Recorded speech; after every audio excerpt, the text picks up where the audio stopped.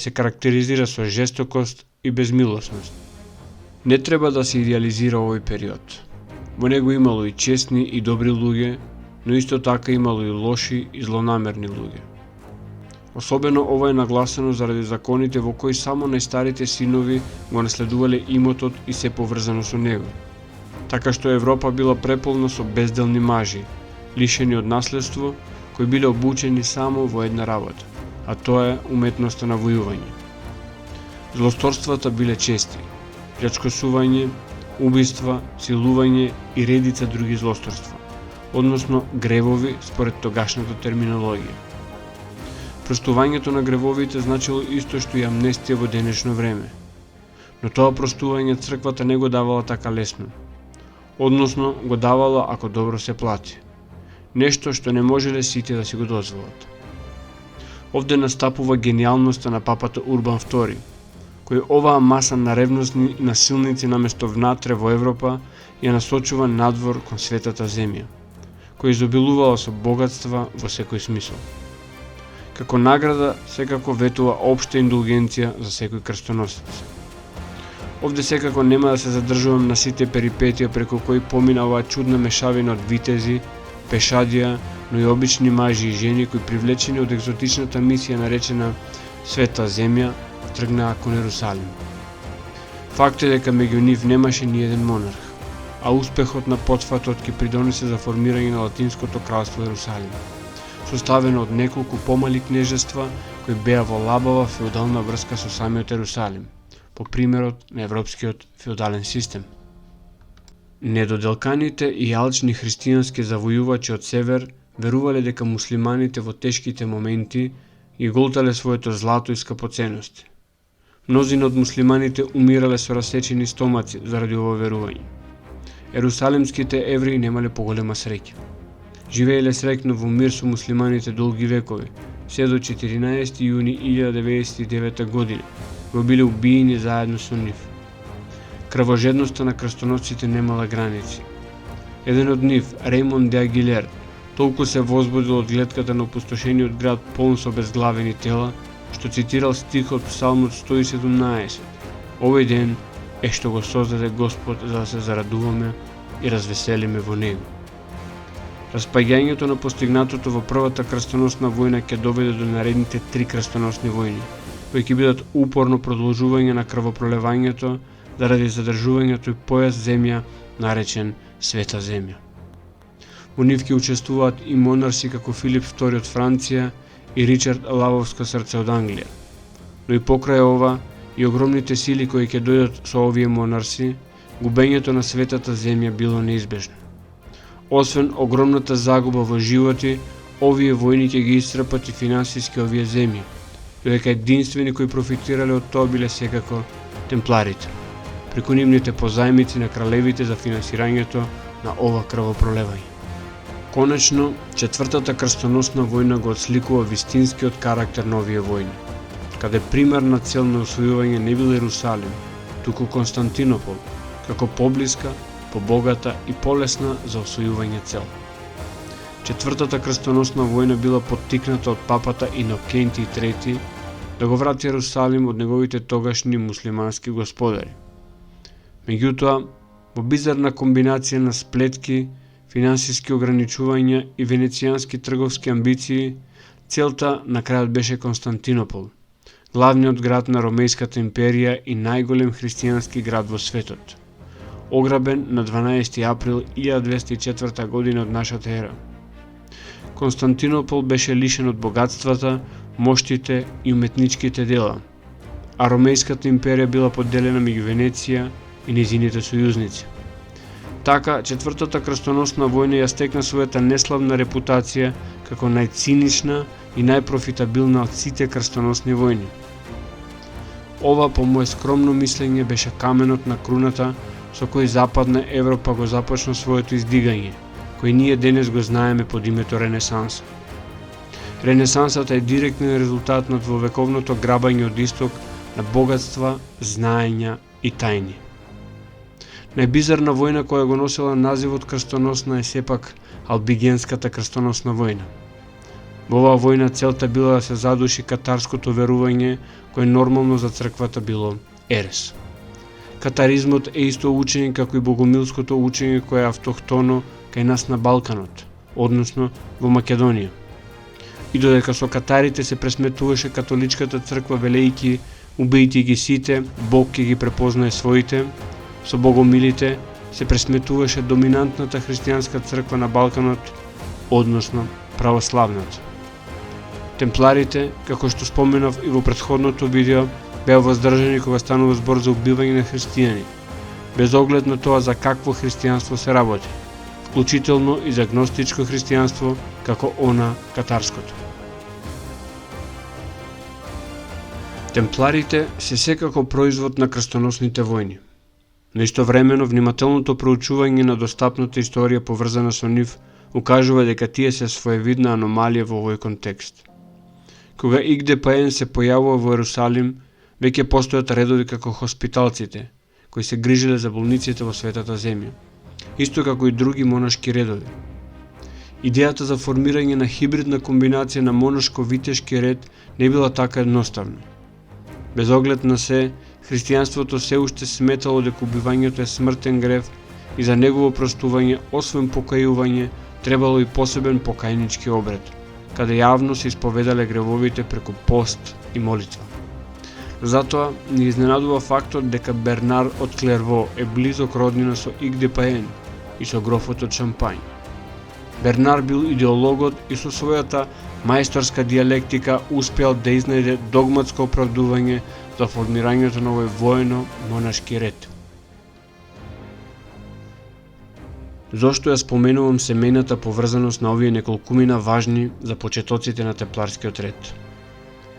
Внимателното читање на Евангелијата, како канонските, а особено оние апокривно-гностичките, отвора сосем различен увид од оној кој ни го нуди црквата за животот на Исус Христос.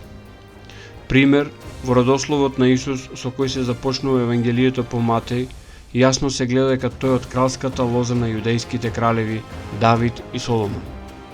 Во самите канонски Евангелија се споменуваат браќата на Исус по име, а сестрите негови се само споменати, без да бидат именувани. На ова се надоврзуваат гностичките евангелија кои јасно зборуваат за сопругата на Исус, нешто нормално за било кој еврејски рабин, каков што бил и Исус. Ова само по себе укажува на семејство кое значи само едно, а тоа е наследници. Наследници и тоа наследници на кралска лоза.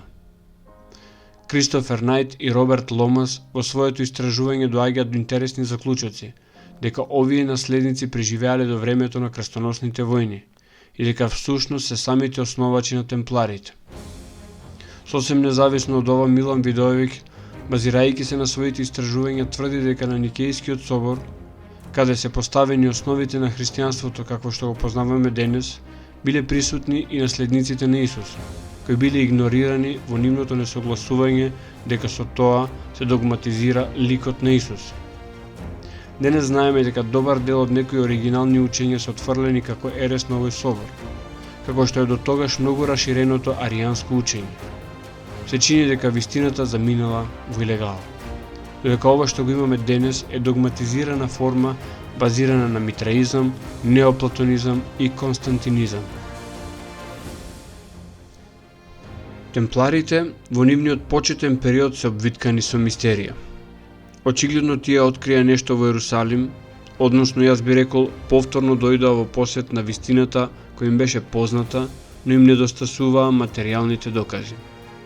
Тие материјални докази на чуден начин дојдоа и до нас преку откривањето на свитоците од мртвото море и библиотеката Наг Хамади. Текстови кои се со многу поголема автентичност отколку официјалните канонски текстови, како од Стариот, така и од Новиот Завет. Многу нешто укажуваат на тоа дека темпларите имаат пронајдено исти или слични вакви текстови, кои фрлаат сосема нова светлина на целокупната историја поврзана со Јешуа бен Јозеф, односно Исус.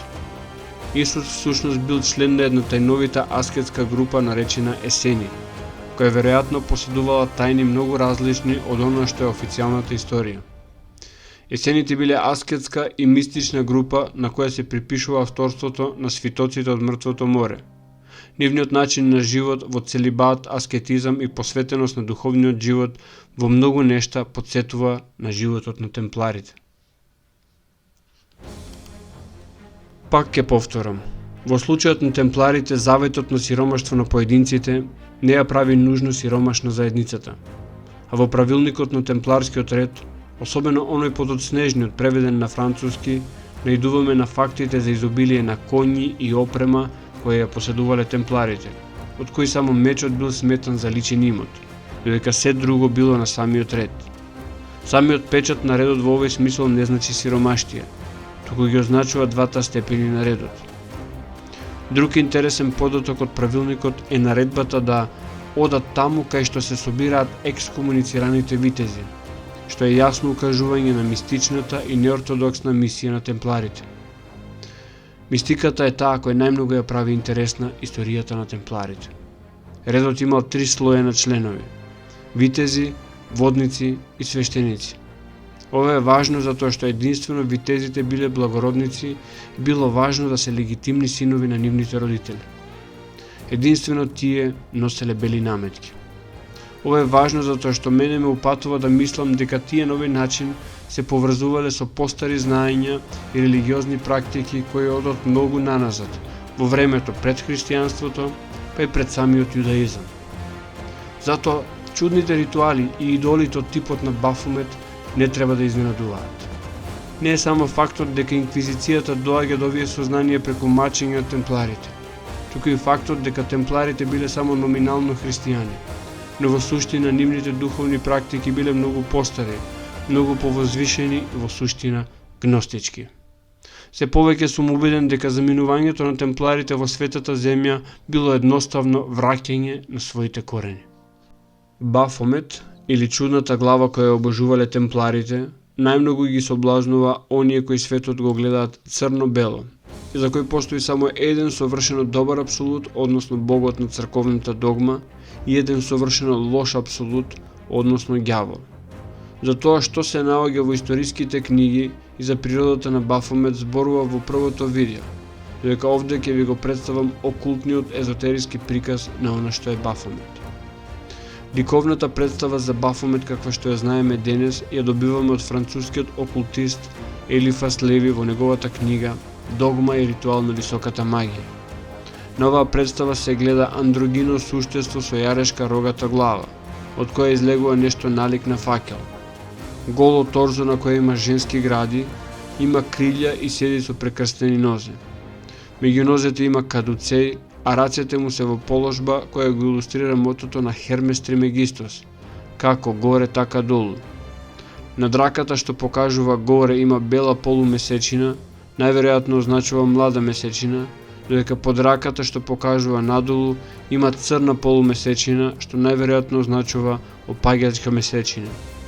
На челото има пентаграм. Оваа слика многу потсетува на арканата број 15 од тарот картите, наречена ѓавол. Бидејќи еден ваков композитен лик не постои во природата, очигледно е дека станува збор за комплексна символична представа. Затоа, ајде малку повнимателно да ги разгледаме символичните значења на сите овие елементи поединечно. Според Елифас Леви, на Бафомет треба да се гледа како исконска представа на оваа вистинска доктрина, бидејќи витезите темплари се сметаа за наследници на истата еретичка револуционерна традиција која допира до гностиците од доцната античка школа во Александрија. Обкружувањето каде што наводно се случила значајната поделба помеѓу вистинската и лажната религија. Во оваа светлина, Бафомет не е само магнетистички символ што ја представува теоријата на Леви за магијата, туку пред се и основно олицетворение на една и единствена вистинска традиција чија крајна цел е воспоставување на совршен општествен поредок. Јарешката глава е очигледно укажување на јарецот или богот Пан, кој е централна фигура на ритуалот наречен вештерски сабат, за кој биле обвинувани жените кои биле судени за вештичарење од страна на инквизицијата. Пентаграмот на неговото чело е исправен нагоре кој означува духовен стремеж кон високите духовни сфери, символ кој е оличен и во цртежот на Леонардо да Винчи, виртувијански човек. Андрогиноста на Бафомет укажува на испреплетеноста на машкиот и женскиот принцип, или Јин и Јан како сакате. Положбата на рацете укажуваат на поврзаноста со Меркур, односно Хермес Тримегистос, преку неговата изрека како горе, така и долу, што од своја страна укажува на пресликувањето на духовниот врз материјалниот свет. Кадуцеот е секако поврзан со Хермес Тримегистос и е символ на медицината. Крилјата се очигледна алузија на ангелите и архангелите, во прв ред на архангелот Рафаел. Темпларите и покрај нивното насилно згаснување имаат оставено огромно наследство, како видливо, така и невидливо, односно материјално и духовно. Редица познати личности се поврзуваат со нив, како на пример Кристофор Колумбо, за кој се претпоставува дека бил припадник на Христовите витези. Витези кои всушност биле само преименувани темплари. Заради нивното располагање со воена и трговска флота, која го споменав во првото видео, некои автори, базирајќи се на одредени ликовни дела од времето пред 1492 година, сметаат дека темпларите го познавале и посетувале Новиот свет и пред тоа, додека експедицијата на Колумбо представува само освојување на веќе откриените територии. Се вели дека бродовите на Колумбо пловеле со знамето на кое на црна основа имало бел череп со две вкрстени коски. Ова знаме, освен што е типично пиратско, е истовремено и символ на едно тајно здружение во кое се вели дека членувале и редица американски претседатели. Тоа здружение е череп и коски. Банкарската активност која измислуваат темпларите, многу веројатно инспирирани од одредени старозаветни знаења присутни во јудејската традиција, подоцна ја пронаоѓаме унапредена во ренесансните банкарски семејства од Венеција, Фиренце и Дженова, кои многу често биле лични банкари на редица папи, или самите станувале папи, како во случајот на неколкуте папи од банкарското фиорентинско семејство Де Медичи. Ова семејство, освен што е познато по своите банки, исто така е познато по нивната меценска активност на познати уметници како Рафаело, Микеланджело, Леонардо и Ботичели. Добар дел од уметничките дела се исполнети со мистериозни, гностички и пагански елементи, како делото Пролет на Ботичели, Конечниот суд од Микеланджело, кој денес ја краси Систинската капела во Ватикан и редица други. Истражувајќи за темпларите, особено за нивните тајни обреди, особено на нивното исчезнување во илегала, влегов во трагите на една друга заедница на луѓе, а тоа е масонеријата. Нивниот слободарски и антиклерикален дух е главната врска помеѓу нив и темпларите. Затоа, наредното истражување ќе биде за нив. Пред да завршам, морам да кажам дека често овие видеа привлекуваат внимание на луѓе кои имаат нагласена религиозност и догматичност. Луѓе кои светот го гледаат црно-бело, дури и во најубавиот пролетен ден кој е исполнет со изобилство од бои. Моите истражувања се истражување на отворен ум и љубопитен дух, кој се нурнува во дамарите на неистраженото, каде понекогаш е мрачно само затоа што генерации луѓе тие места и простори ги затемниле со својот страф и незнаење. Моето знаење е ограничено, така што истражувањето е едно постојано патување.